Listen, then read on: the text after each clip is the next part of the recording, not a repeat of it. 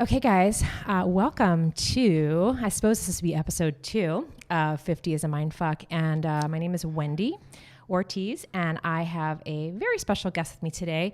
Now, you guys, I wanted to, if you're watching any of these videos on YouTube, this is very organic and new. This is going to get better and better each time that we do it. Organic. But we'd like to do a commercial for Gallon Gear. Gallon Gear. Here. GallonGear.com. You know what? That is a light gallon. Well, it's because it's an empty gallon because Don't somebody tell the drank people their that. water. I'm selling that it's a lighter gallon. This comes in a half gallon size and a gallon size. So GallonGear.com is our sponsor today, you guys. And they are a really cool product with a neoprene cover. They have tons of colors and styles and designs and kind of a one-stop shop for the gym. If you want to put your keys in there, your wallet. Is that what that does? Your condoms. What else could you put in there?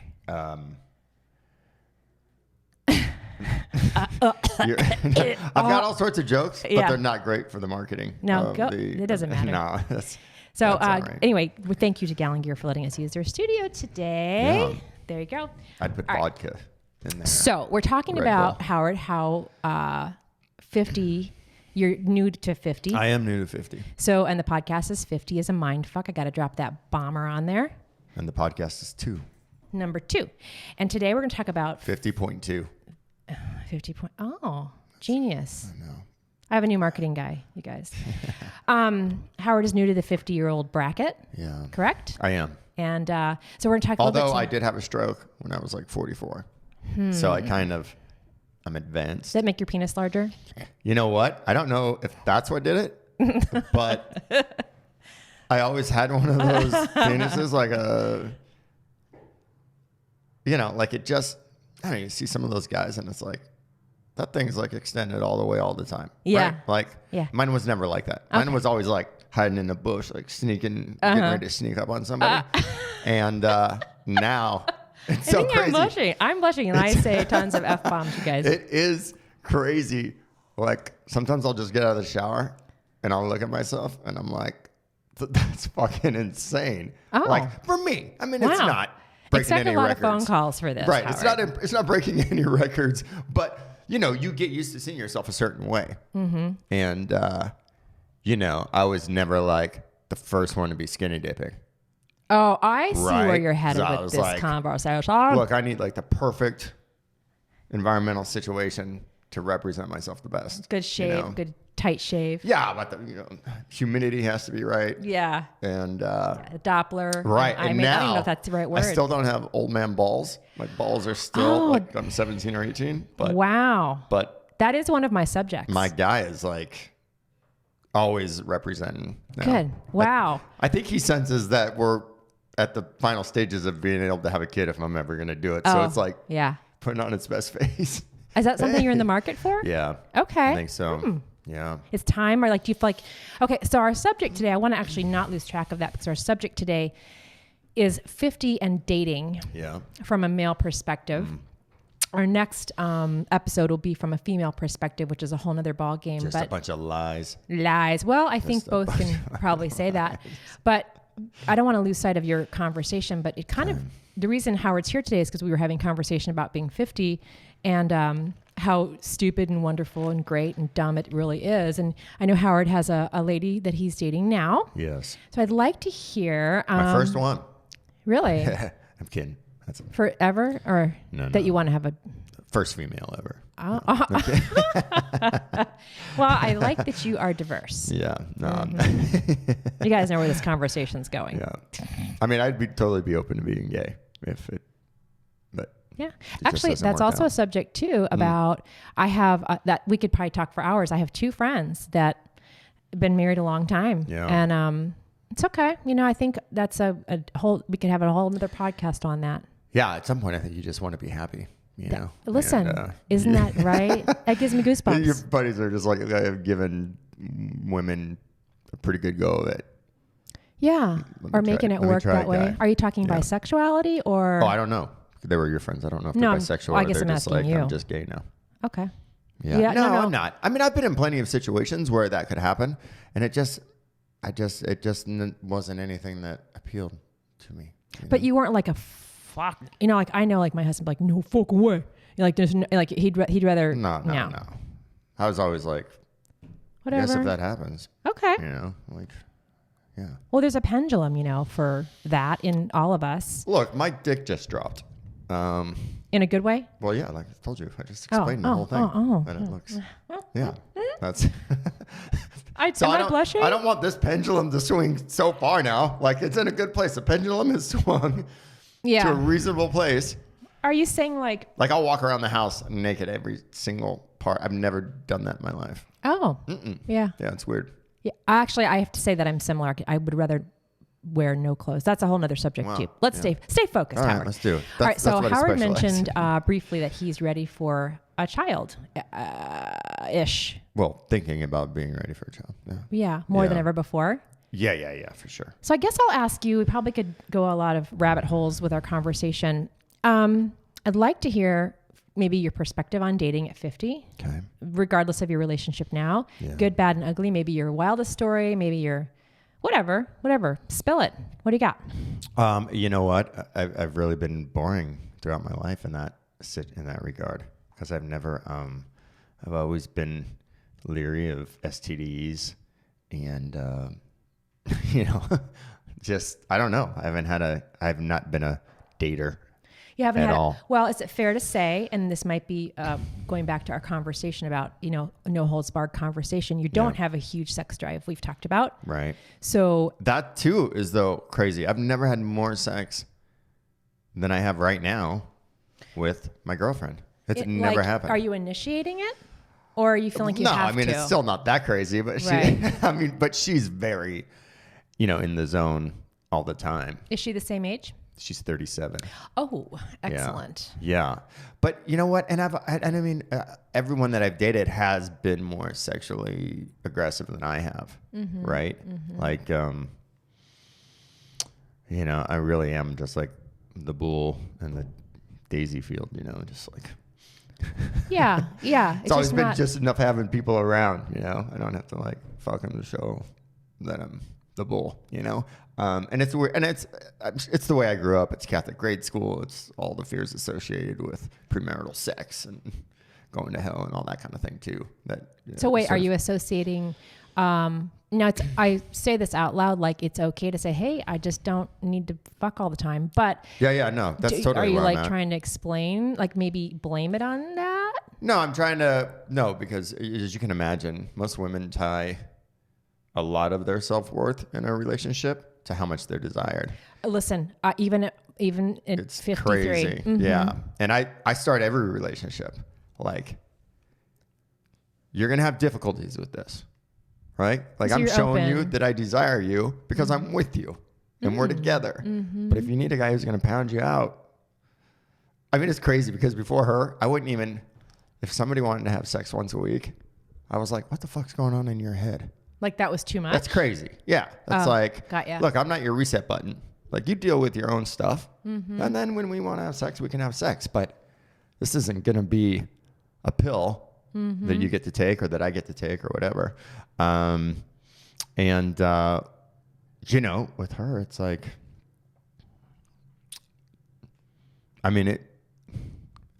it's probably generally like twice a week and maybe even 3. Is it like natural, or do you feel like you're like, okay, I gotta, you know what? Pound one out? No, because I've never felt like that either. But like it's an organic 2 to 3 times a week now, or do you feel organic, like... but it is certainly more on her. She has her body has that feeling, sure, right? My body. If I'm in a happy relationship, in my history, anyways. Like if I love you and you're not making me crazy thinking about things or trying to wonder where you're gonna show up when you wake up or when I come home or when you come home, I'd go months without having sex. I think that's actually refreshing, and I gosh, I feel like we could probably talk. As you're talking, I have so many questions I want to ask you. Like, did that cause you, or does that cause you issues in your dating experiences? When women hear that, they're like, see you later. Yeah, they don't believe it. Like the last, most relationships, because I'm very honest in the beginning, I just go, look, I don't have this mental thing in my head that says I got to control something. Mm-hmm. I don't have this feeling in my loins that says, I got to do something with this. Yeah. It just never occurs to me. You know, cool I was never a big are... masturbator. I was never a porn guy. I was never porn a little bit. Now, property sex is like a good one. Which one? It's called property sex. What's that? Oh, it's just all little vignettes set up of like realtors. Who have sex with the people, like their landlord or the people who come in or whatever. Are you saying that in honor of my profession? No, that is what you do, right? Yeah, that's funny. Oh my God, that's fun. I guess I'll know what I'll be Googling this evening. Yeah. Oh, they're great. They're short. They cover like everything.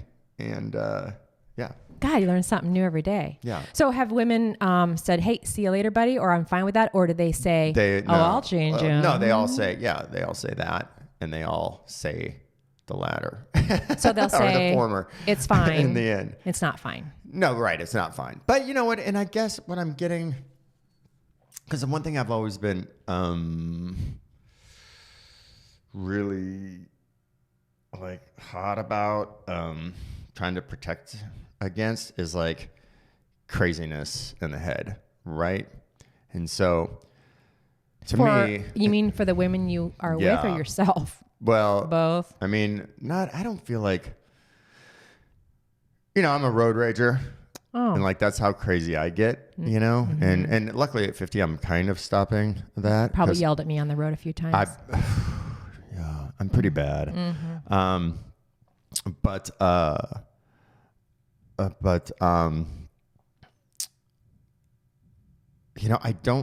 just don't like people who use what's going on in their head to control how everyone else is responding and acting or not acting. Give me an example.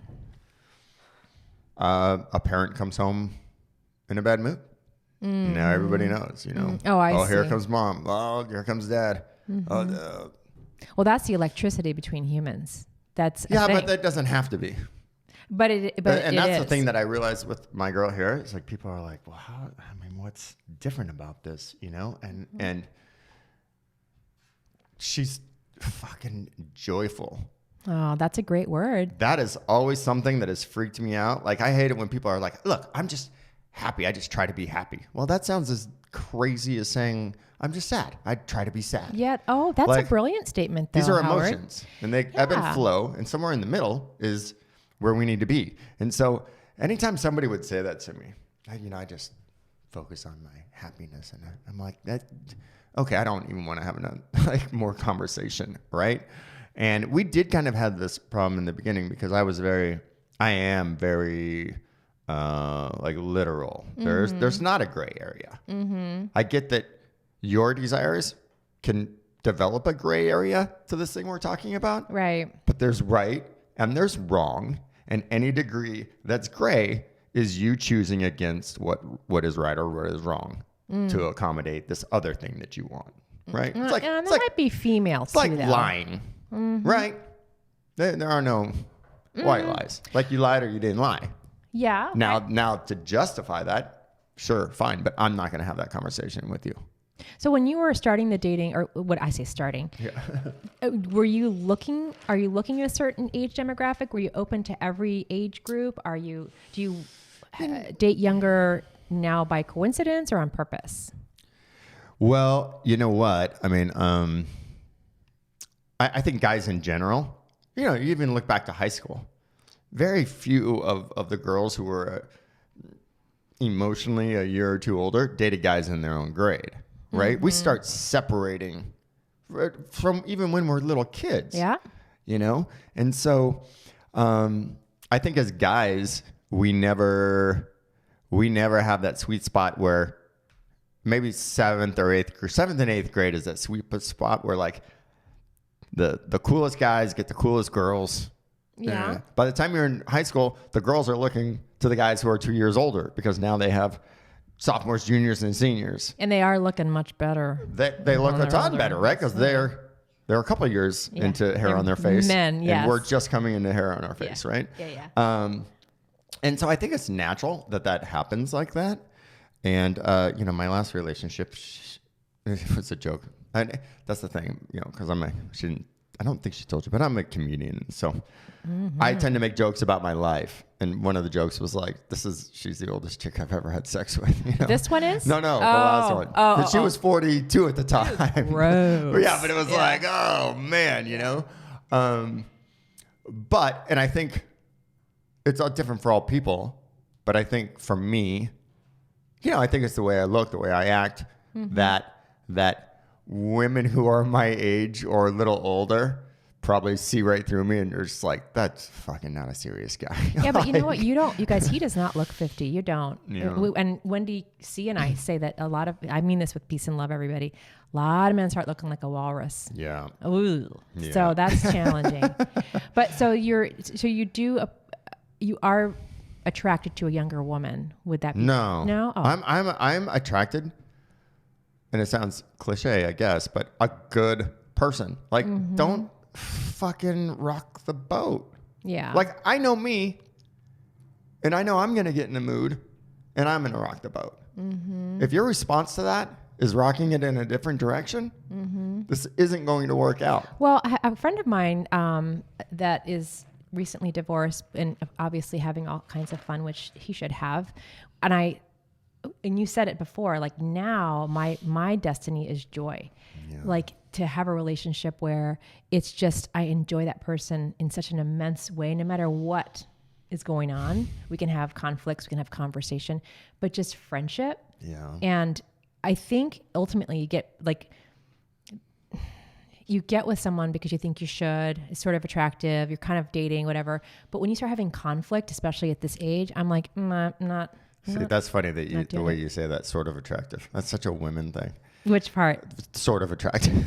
Yeah. A guy, no matter how old we are, we want to be with the hottest chick we could possibly be with that we can also get with. There's no, it never fails. And if as a guy, you accept anything less than that, yeah, those tend to be less fulfilling. Okay, let's talk about that. Relationships. Because that person knows that they're not the one. Yeah. Aesthetically, let's say, right? Right. Physically, very let's fun. say. And you can't convince them that there are plenty of other things that are super fine, right? And that make up for that. You can't convince yourself either. But a woman, and that's why, you'll never see a guy with a woman and you'll go, boy, he's really selling himself short aesthetically with that choice. I beg to differ. No, I have a story. I have a story. Wait a minute, everybody. There's one story. Nope. There's actually, I'm seeing more and more of that going back to what I'm seeing. I am. I think again, men are predatory and they of course are attracted to the most beautiful specimen physically. And then of course, I think at 50, not maybe for you, but I do see where men sort of start to adjust that a little bit because they want companionship and friendship more so towards 60. Maybe this makes sense. Maybe it doesn't. I guarantee you that man thinks of that woman as the apex of the aesthetic value chart that he can find companionship in. I guarantee it. Explain that to me. She is still at the apex, the highest point. His hottest. That he can find companionship is. Okay. I'm not saying we're not looking for companionship. Right. But I'm saying a guy who changes the aesthetic for this other thing that's ideological that feels like he's supposed to be into. Yeah. That's not going to be a fulfilling relationship. I think that in general, because our only goal in life is to have children that are more attractive in their lives than we were in our own lives. Conquer, create. That's it. Conquer, create. Women aren't like that. Mm-hmm. You ever see a good-looking woman with good-looking kids? She has a little bit of a grudge towards them. Like, fucking hey. No way. Yeah, when the daughter is all of a sudden like becoming a woman and everyone's commenting how hot she is and everyone's, and it's just like, that's why women's aesthetic value. Yeah, but women's value is in... Well, we're not talking women's value, though. No, but their beauty is their value in society, and men, it's their conquering abilities. Yeah, we opened with, I kind of miss that. I don't want to conquer you. I want to I want to like get you into acceptance. All right. Like you just go, you know what, Howard? No, you're my guy. Well, that's where the friendship. And I go, Brenda, you're my girl. Let's do this. Yeah. You know? And you're enjoying each other. You know what? A super amount. And primarily, I mean, on my end, it's like I'm seeing coping skills that this. I call her chick. I like to call women chicks. That's part of my immaturity. Yeah, that's okay. But we are immature on this forum. That you know, she knows how to calm me. She knows how to talk to me and get me out of like these moods that I can be in. So she's starting to learn how to navigate you. Is that you barking? Yeah, that's your duck? That's my duck. He's got that's his Brenda. Barking duck. Is that your lady? Yeah. But I do want to go back to, so you're thinking about children for the first time in your life. Yeah. And I'm going to ask you questions you can say yes, no to, but do you feel like you should? No. Do you feel like you look at babies and go, oh, I want one? No. Does she? Which is a challenge dating a younger what woman? she says is like, look, I've never really thought about it. And now I'm thinking about it with you, you know, which is a nice hallmark response, you know, to that deal, you know, but we're a lot the same kind of person too. You know, we're just very, like I said, you know, when I'm rocking the boat, her response isn't to rock the boat. She's like a yin to your yang. Man, she's she's like a calming blanket. So were you on dating sites? When I had this last breakup. Or apps, I should say. One night. I got on Bumble. Okay. And this was like... It's like a roller coaster ride. Oh, my God. We were like Circus. Crazy. We were partying all night. It's like 4:30 in the morning. My buddy's like, you should get on Bumble. You know, I was like... Okay. All right. Yeah. Boom. Get on Bumble. Yeah. Just like, you know... Do you have your Bumble picture you can show me? Hit up a bunch of chicks from 3rd grade, you know, that I found. Oh, you were looking... Can you look on Bumble for certain people? I think it is. Yeah. On Bumble, you can... No, but it's like you can see them. Mm-hmm. I mean, I don't know. I was on it for hours. So then I went to sleep. Oh, horribly. Yeah. And then I went to sleep. I woke up about 2 p.m. and I was just like looking at all the responses like, oh no. And you're fresh meat. Then you're right. And that's really what it felt like, you know? I was like, I'm the new kid on the block for sure. And but you got to admit, it is a, and this is what my friends say, is that it's a huge confidence booster. Yeah, but I didn't. Not for me. No. For me, it was more like I'm like it's weird because even when I'm single, like if I know somebody wants to have sex with me, I probably won't. Okay. Because I'm just like, oh, that sounds dirty. Like that's like it's weird. I'm not a prude, you know, but I'm not. Yeah, like in college. You're not driven by your wiener. I was like the one who was known to be like I could get laid the most, and I didn't.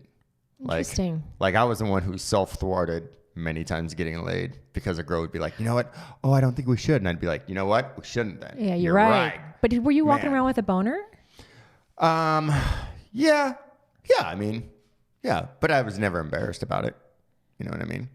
But I was like... You're totally open about it. I love that. Like I'd hit somebody with it, you know, like if we were together. But it's like... Boink. It takes more than just having one to use it. You know what I mean? That's his wiener. Yeah.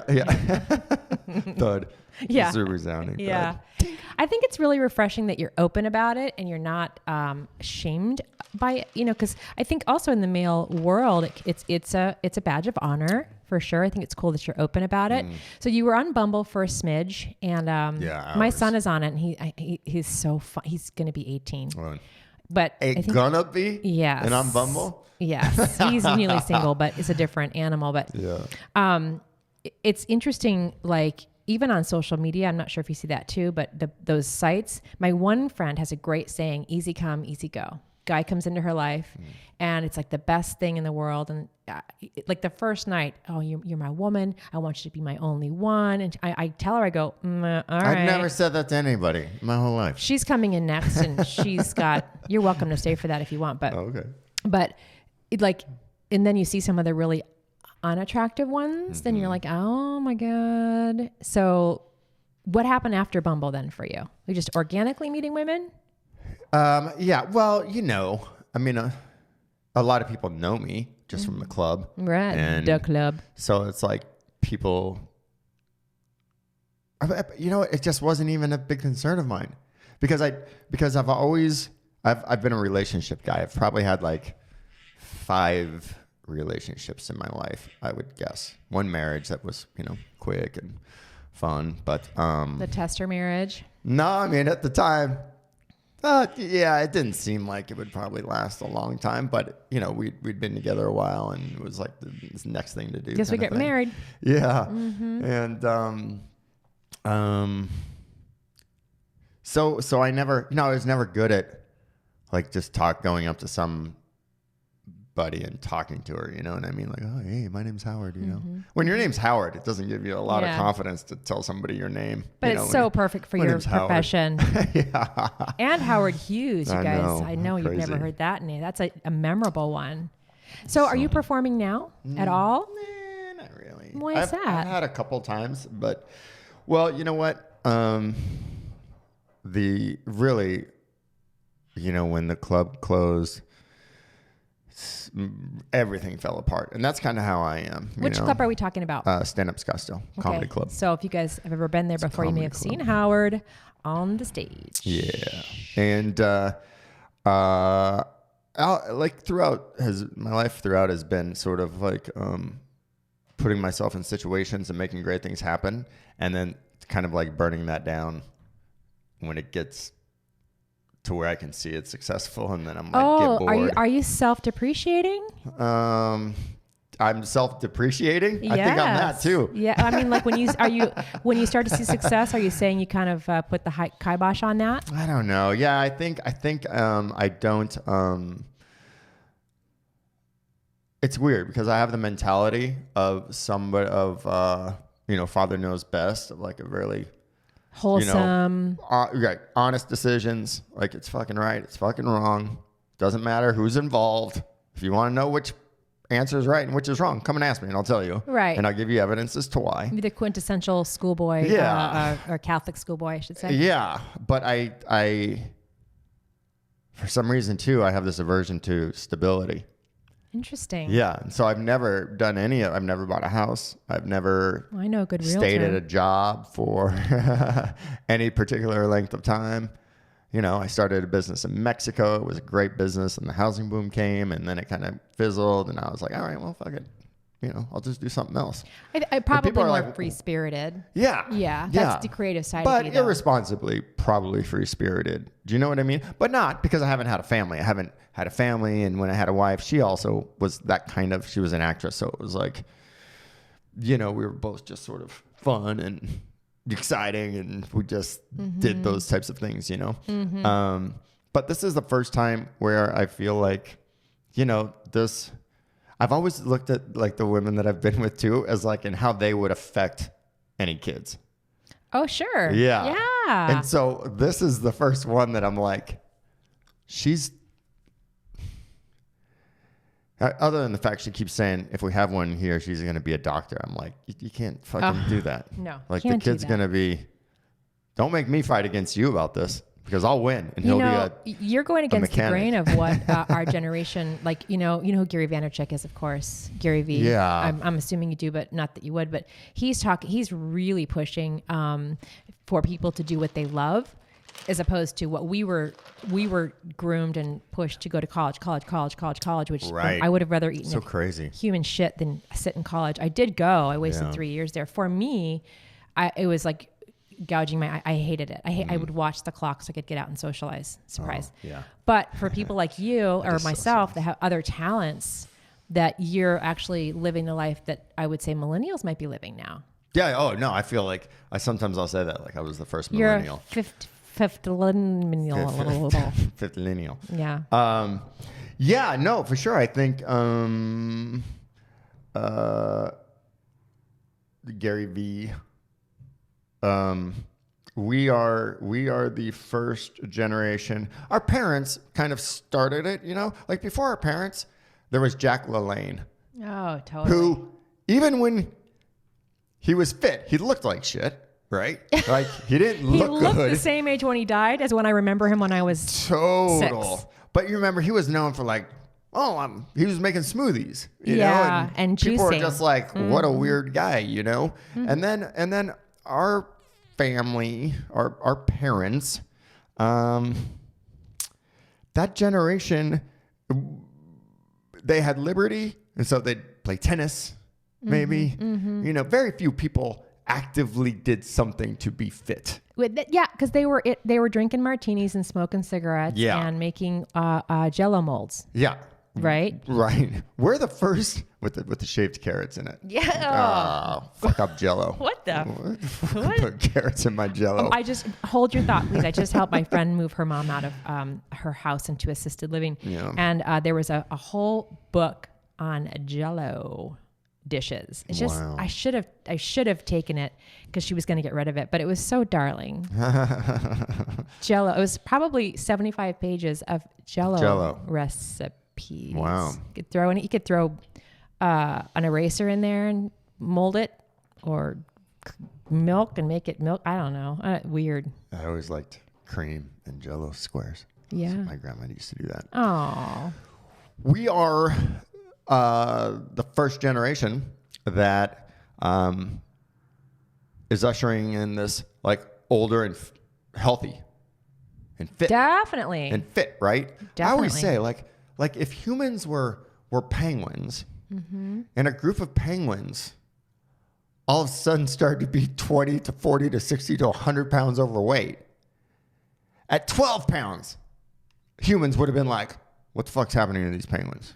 Like, something's up with penguins. We got to save the penguins. Yeah. But with humans, like, there's an optimal way for our bodies to function, to make us feel good about ourselves, so that we see ourselves in a prime way, and so longevity. that we can do and longevity.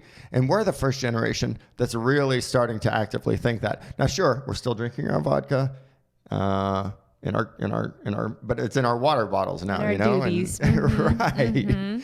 This next generation, these guys, smart, some of these millennials, brilliant. They get great jobs. They make $100,000 for a few years and then they retire. I and have they go met do something. like 5. I'm not kidding. I'm not even kidding.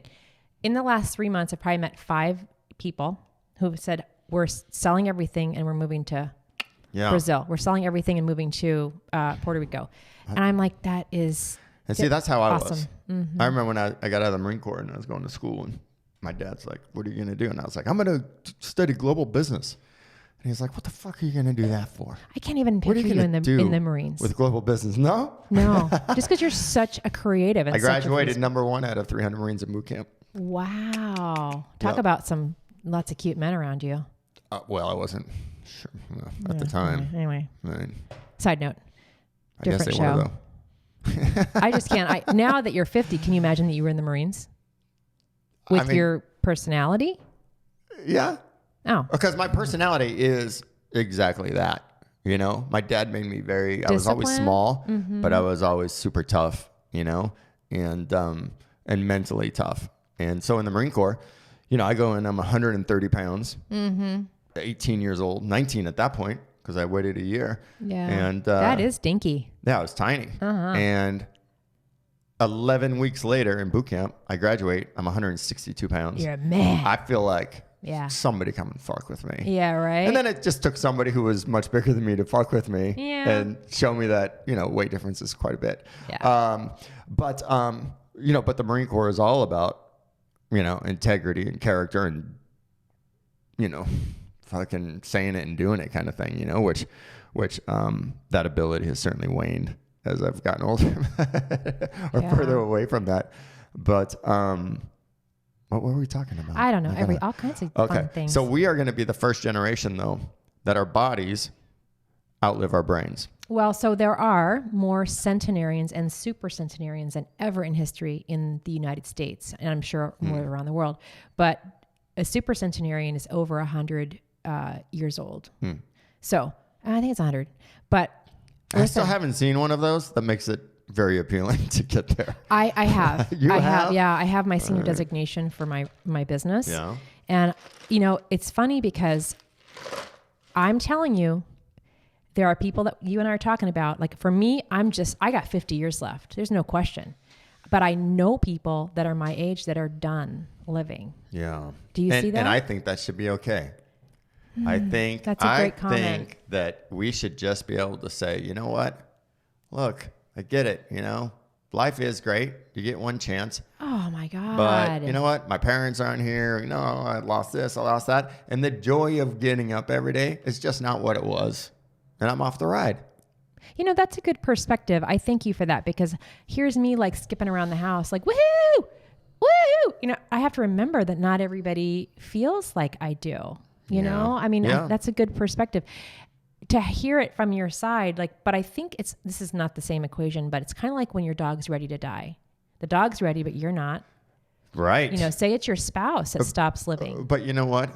Or, I mean figuratively living. Putting my dog down, Rocco. Oh, I've got this great joke about it. It's brutal. Say it. Tell us your joke. Oh no, it's a long story. It's about the process of putting him down, and with a glimmer of humor to it. I mean, you know, I never killed anybody in Desert Storm, but lots of people were killed. Mm-hmm. That was easier to deal with than putting my own dog down, right?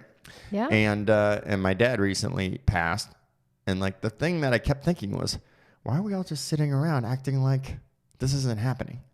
No one's saying anything, you know, because it's all like, well, don't say anything because this and that, and offend this person and that person. Dad, that's right. And it's like this isn't turning around, you know, and we're all just gonna sit here. If that doesn't pucker your butt to lose a parent, it's the fucking worst. I know. And it's like, what would be a better thing than to have a fucking roast, a death roast while they're alive, you know, and have all the friends and everybody's there, and sure, everybody's crying. Who cares? It's okay. They're also laughing. Yeah. They're also fucking this person who's going out, you know, I mean, watching somebody die from suffocation is the fucking worst thing. I'm going to give you an equation. Ever. I think we may have had a similar situation. Watching a death is as miraculous as a birth. Does that sound? I've never seen a birth. Oh, wow. Because that's one of the things. I only ever wanted to see mine if I had it. Okay. You know, if I had you have to let me know when I'd only see mine. Yeah.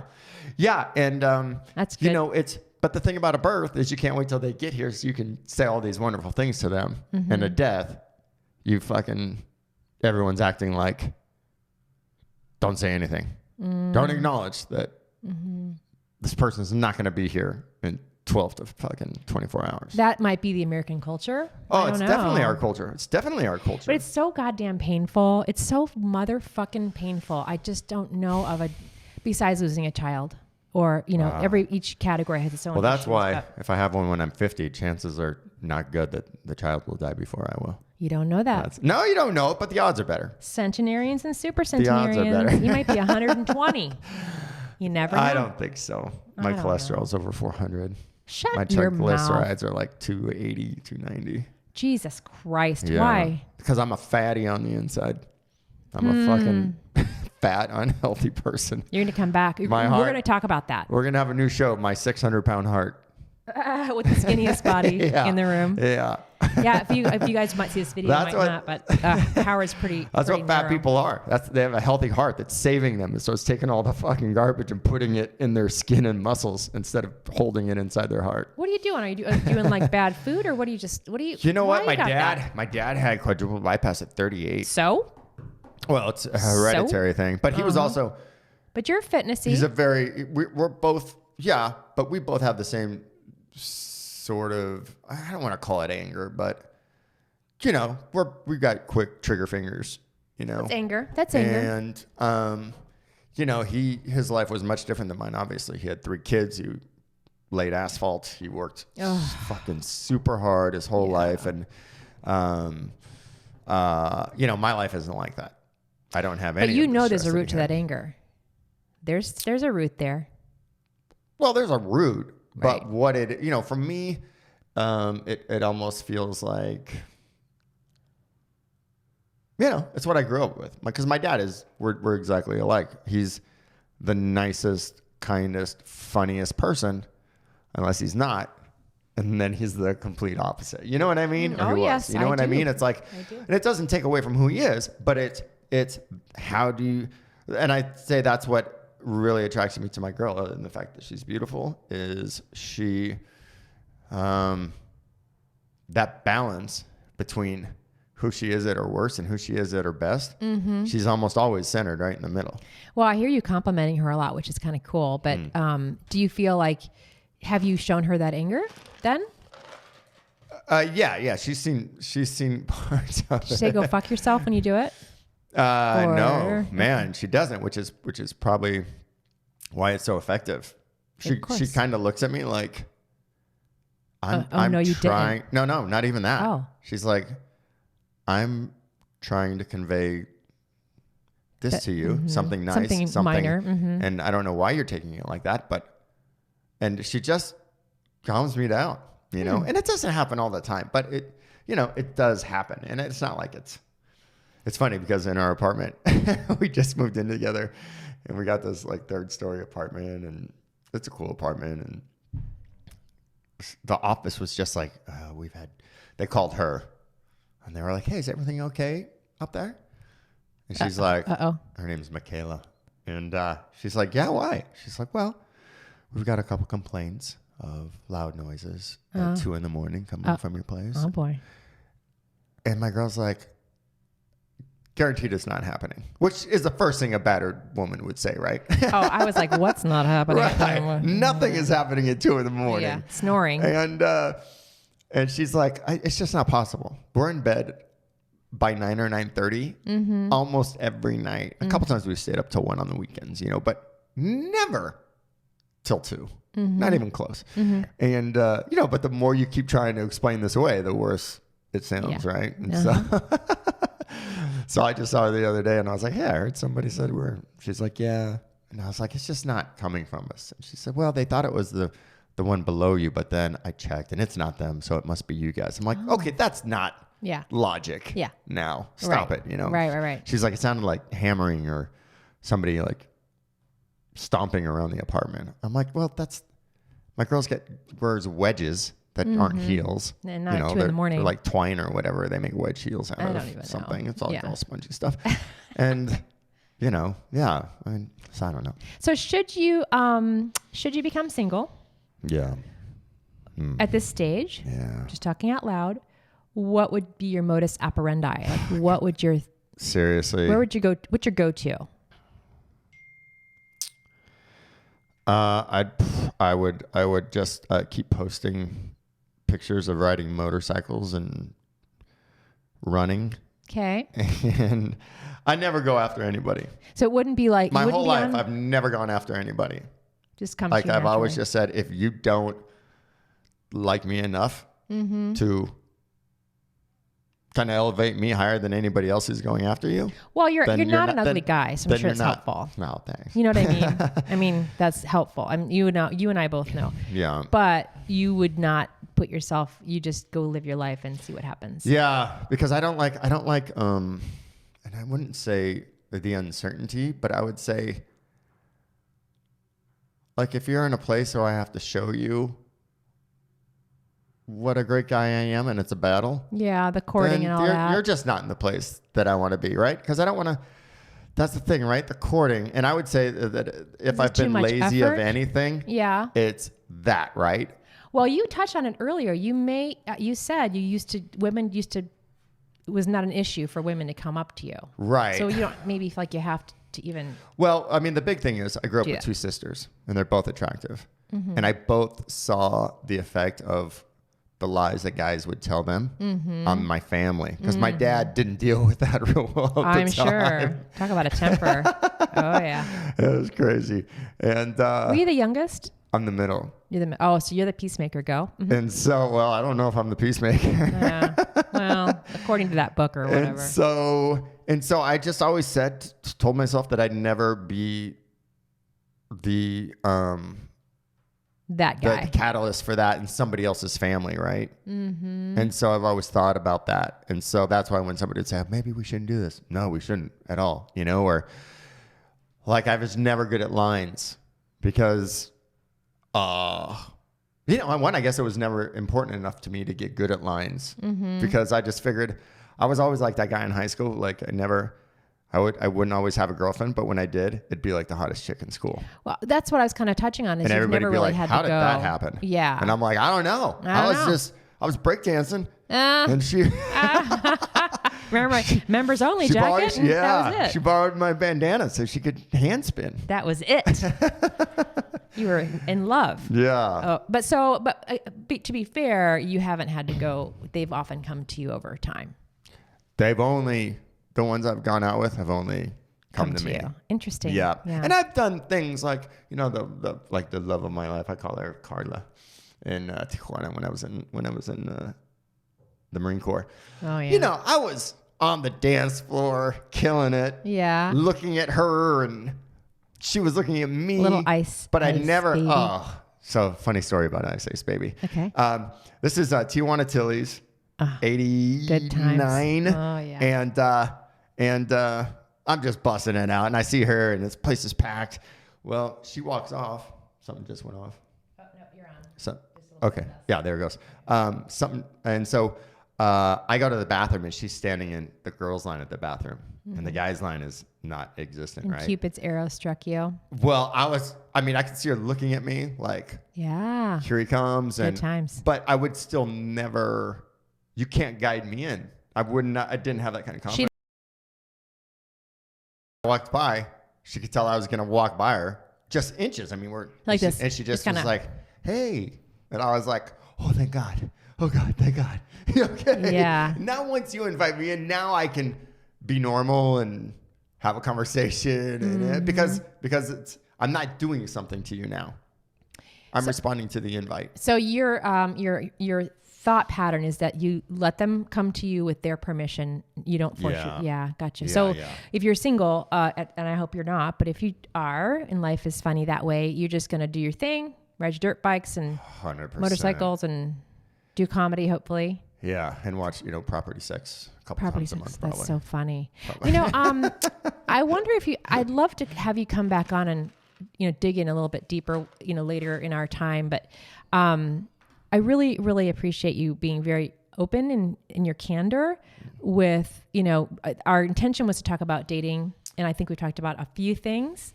And I'd like to know before we kind of wrap things up, what is the wildest dating story that you have? Craziest, weirdest.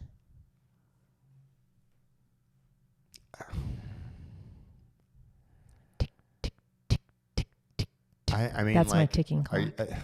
Dating whatever. With somebody? No, whatever. Whatever. What's the wildest female you were around or with or wildest in on? Nothing. God, you know what? I've had fun sexual things with people. What's your wildest story? What's your most memorable, good, bad, or ugly story? Of sex? No, it could be a behavior, a drunk. I don't know. Just like you were like, what just happened? But you're not doing a ton of online or a ton of dating. You know what? One time, and this was more scary than anything. But it was a girl. Yeah, and we're friends. Still friends. Do I know her? But no. Okay. But it was like one of those things where you were friends and you were probably going to have sex at some point, but it'd probably just happen. And one night it did. All right. And we were both just blottoed. Fun times. And we woke up in the morning and she saw the condom on the floor and she was like, what is that doing there? And I'm like, she didn't remember? And I'm Shut like, up. What? I have never been that wasted. Oh, I have. I've been wasted, but I always remember every inch. I started about 5 years ago. I started probably around the stroke. I started getting walking blackout drunk. And people are like, dude, you seem fine. You seem drunk, and I'm like, a total erased memory. I don't remember getting home. There were times. After your stroke. Yeah. Huh.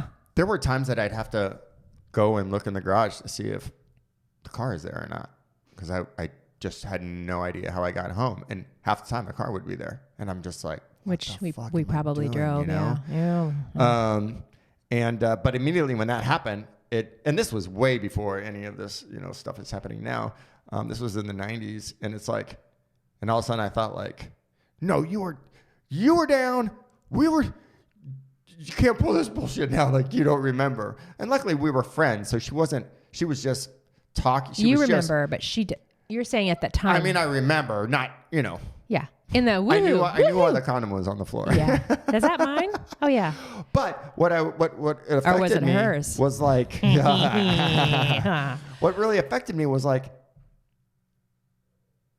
she did something she wasn't all in with, and now this is going to turn into like, no permission. I took advantage of it, right? Which is something my whole life I've always strove to be against. I hear that. This whole conversation has been a common denominator. Yeah. I'd be curious what people think, as far as it's an interesting look into your heart and wiener in a way. No, right. And so then, but then she was like, oh, I'm sorry, I don't remember it. And she was fine. Thinking about that a long time. You've been thinking about that a long time? She was. Or you? Yeah. Oh, she was like, oh, I'm sorry, I don't remember, but we were buddies. And so. But it gave her a little liquid courage. It was weird to do it. We never did it again. But it would be weird to be like, well, let's give that another try, without the. Would you have? Looker. Huh? Would you have?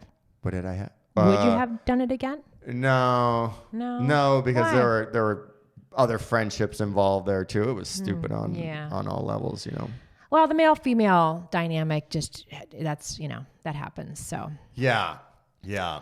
And that's the thing. I guess, there've been, I think my life could have been a lot more exciting up until this point had my character been just a little different, right? Had my ego been a little different, had my kind of core values been a little different. Any regrets on that?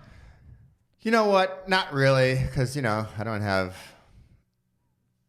any STDs, and I don't have any kids. That you know of. Right, I know of. Uh-huh. And, you know what? And really, when it comes down to it, like, I've got buddies who, these guys could have sex every day. Oh, yeah. I've got friends like that, yeah. But it doesn't matter who they're with. Right. It's like that dog fucking a pillow, The dog, you ever walking on a dog fucking a pillow? Like, the dog knows that's not a dog. Uh-huh. Dog just looks at you like, yeah, dude, I got to do this. I remember once, the years and a gajillion years ago, I remember I was much younger, but this guy I was with, and during his sleep, he would just be like humping.